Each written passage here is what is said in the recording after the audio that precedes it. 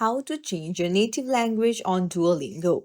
Hey everyone, welcome back to the channel. If you're new here, don't forget to hit the subscribe button and turn on the notification bell to not miss any updates. Today, I'll guide you on how to change your native language in the Duolingo app in just few simple steps.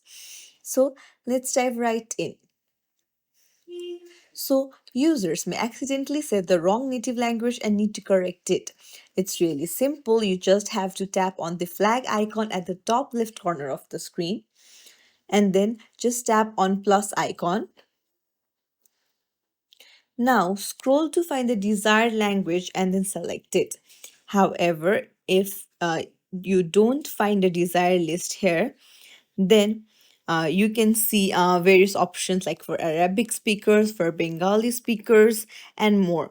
You can just tap on the drop down and then choose among the various languages used in that particular country. And that's it.